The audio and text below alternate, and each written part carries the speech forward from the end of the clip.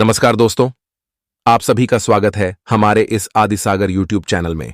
दोस्तों, एक उल्लू ने बताया कि चाहे कोई कितना ही सगा हो, अपनी पत्नी को इन दो लोगों के साथ अकेला कभी मत छोड़ना, नहीं तो वह आपकी औरत को गर्भवती कर देगा। वह औरत वरना वापस नहीं मिलेगी। दोस्तों, आज की कहानी बड़ी ही रोचक और ज्ञानवर्धक है।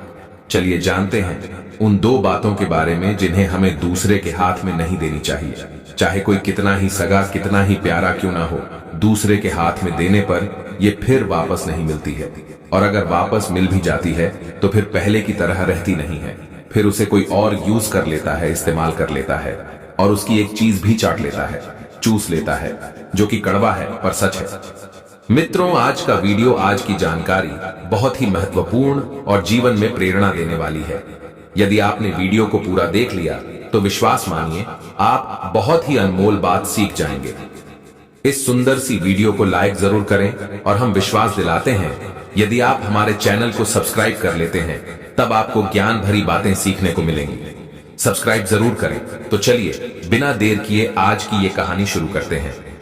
मित्रों, अब वहीं आ जाइए। उल्लू और गधे का दूसरा संवाद मैं आपको सुनाने जा रहा हूं। उधर उल्लू गधे की पीठ पर बैठकर जंगल की सैर कर रहा था। उल्लू का मकसद गधा को रास्ता बताना नहीं था। उल्लू का मकसद तो था गधे को मूर्ख बनाकर उस पर सवारी करना। वो गधा चलते चलते गांव के नजदीक पहुंच जाता है, लेकिन उल्लू उसे वहां से वापस फिर जंगल की ओर बुला लाता है।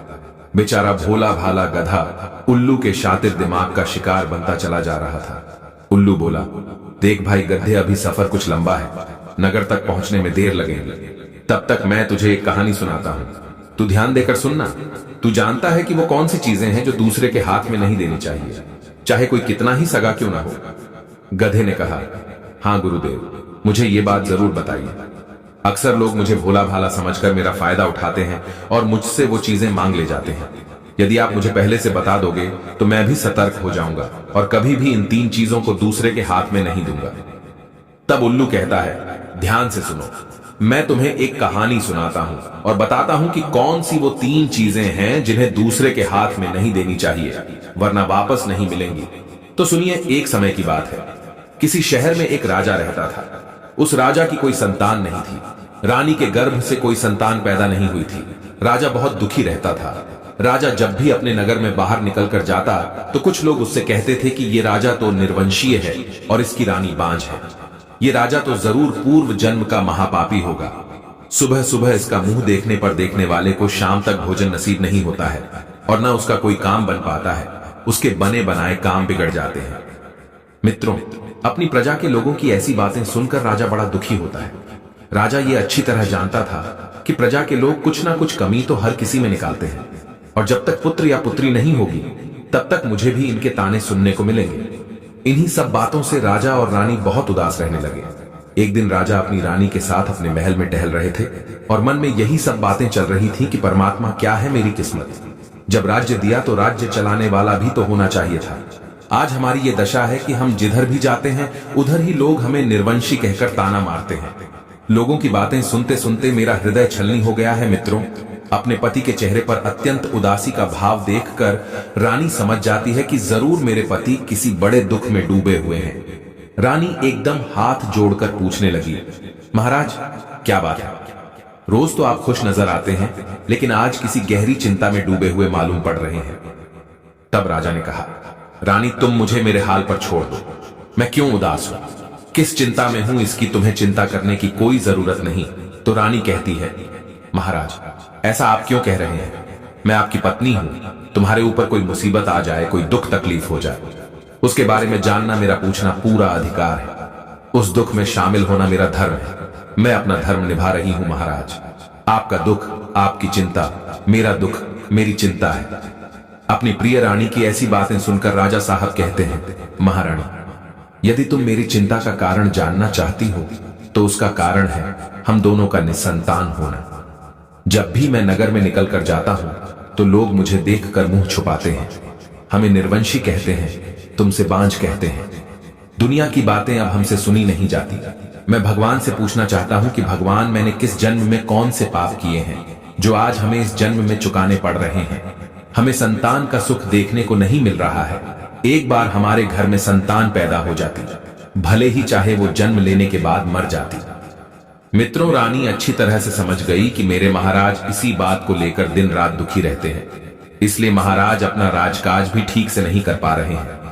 मुझे महाराज की यह चिंता दूर करनी होगी।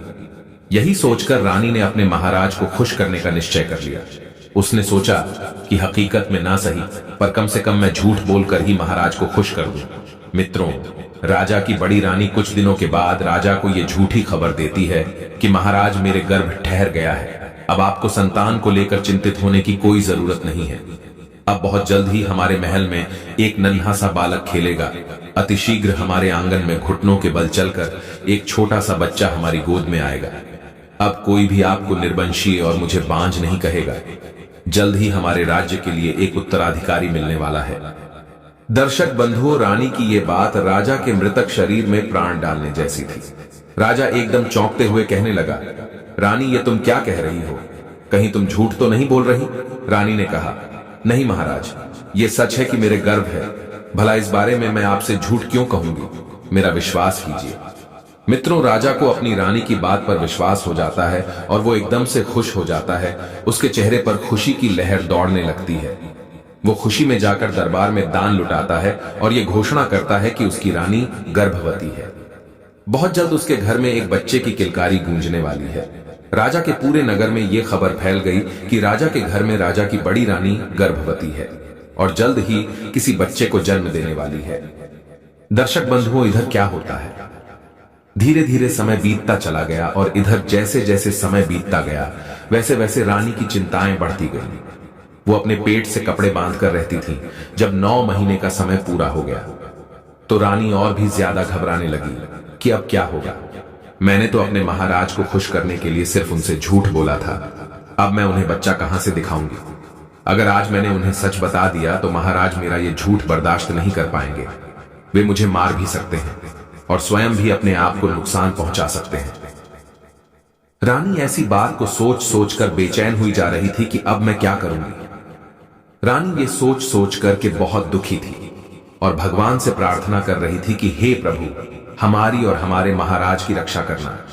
हमें कोई ऐसी युक्ति सुझाव देना जिससे हमारी लाज बच जाए और महाराज के प्राण भी, क्योंकि आप तो जानते ही हो भगवान, मैंने ये सब महाराज को प्रसन्न करने के लिए कोरा झूठ बोला है। मित्रों, रानी की एक बहुत ही प्रिय दासी थी। रानी ने उस दासी से कहा, बहन, अगर तुम मेरा साथ दो तो मैं महाराज को कुछ दिन तक झूठ बोलकर बहलाकर खुश रखने का प्रयास करूंगी। मित्र, ये बात दासी पहले से जानती थी कि रानी की कोख में कोई बच्चा नहीं है। दासी के दोनों हाथ अपने हाथों में पकड़कर रानी उसे मनाने लगी, कहने लगी, मेरी प्यारी बहन, यदि तुम मेरा साथ दोगी तो मैं महाराज की खुशी जिंदा रखूंगी। मित्रों, दासी रानी के काम को करने में सहमत हो जाती है और कहती है, रानी जी, आप जैसा बताओगी मैं वैसा करने को तैयार हूं।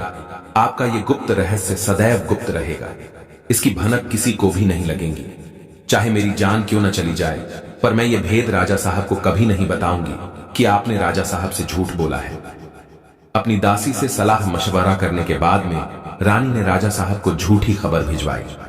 दासी ने जाकर राजा को यह खबर दी कि महाराज बधाई हो, बड़ी रानी ने एक बड़े ही सुंदर पुत्र को जन्म दिया है। मित्रों, पर वहां तो पुत्र का कोई नामो निशान तक नहीं था। केवल राजा को खुश करने के लिए यह सब किया जा रहा था। झूठ पर झूठ रानी परोसे जा रही थी। राजा ने सुना कि हमारी बड़ी रानी ने एक बेटे को जन्म दिया है तो खुशी के मारे फूला नहीं समाया। राजा ने अपने दरबार में यह घोषणा कर दी। पूरी खबर पूरे नगर में फैला दी।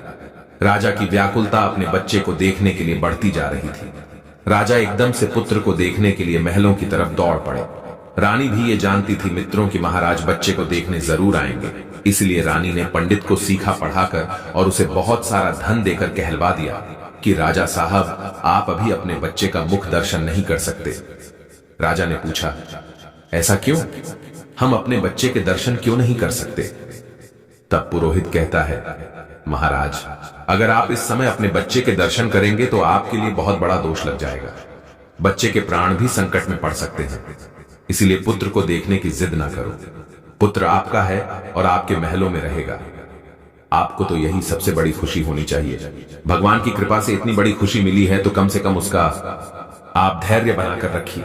हे राजन, जब वो लड़का बड़ा हो जाएगा और जब लड़का शादी के लायक हो जाएगा, जब आप अपने पुत्र का विवाह करेंगे, तब आप अपने पुत्र को देख सकते हैं। मित्रों, अपने कुल पुरोहित की बात सुनकर राजा को पहले तो बहुत दुख हुआ, फिर सोचा, चलो कोई बात नहीं, घर में संतान तो हो ही गई, लड़का तो हमारा ही है, कभी ना कभी तो देखने को मिल ही जाएगा। मुझे लोग अब ताने नहीं देंगे, कोई मुझे निर्वंशी नहीं कहेगा। हमारा बेटा जब बड़ा हो जाएगा और जब हम उसकी शादी करेंगे, तब हम उसे देख लेंगे। कुल पुरोहित की बात सुनने के बाद राजा संतोष धारण करके राज दरबार की तरफ निकल जाता है और दरबार में पहुंचकर खूब दान लुटाता है।